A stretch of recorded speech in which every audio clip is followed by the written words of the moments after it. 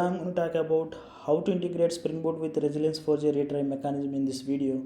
So to work with this, basically we need two dependencies. One is Resilience 4J dependency, and after that we need a Spring Boot starter AOP dependency. Okay, and so here basically, so I'm calling order service. This order service internally calling item service by using this endpoint. Okay, so in the service based architecture, basically so services are talking to each other. Okay, if one service is down for a particular time, or slow responses due to a large number of requests towards that resource, so how we are going to be reattempt.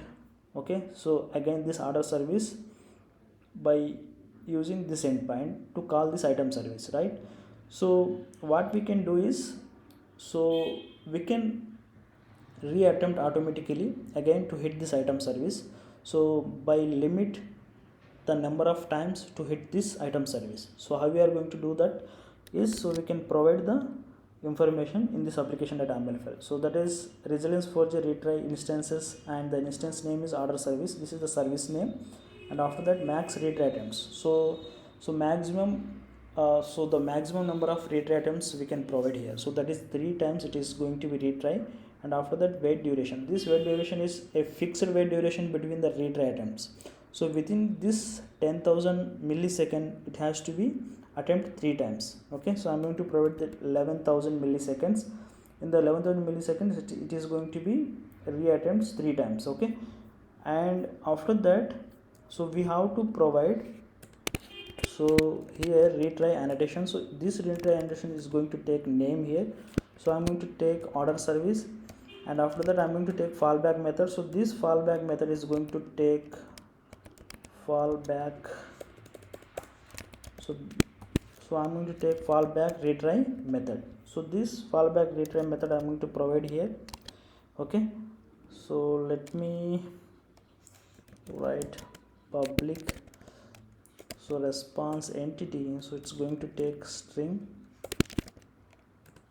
Okay, so this fallback method name I'm going to take here, so it's going to take exception, and so it has to throw some message, right? So I'm going to add that message here. So let's say that I'm going to say item service is down. Okay, so that's it.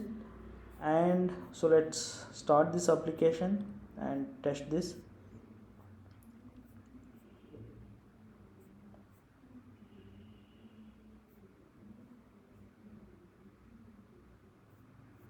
So 1 second guys, so I'm going to add,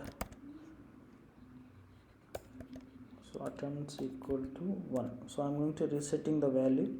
So when you reattempt that one, so because I'm just printing the values here, that is the reason I just reset the value.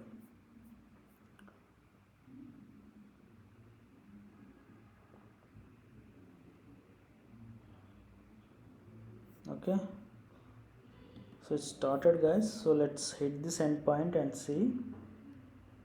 So let's check item service up or not. So item service is down. So when we hit this endpoint, it should call fallback method, and so in the meantime it has to be attempt this item service. So here we can see the loggers. Item service call attempted first time, second time, and third time also it has to be attempt, and we should get the output item services down. This fallback method should be called now. Okay, so we got the output item service down. So the next time I'm going to hit this endpoint, so in the meantime I'm going to start this item service manually. Okay, so let's start this and let's make it up this item service.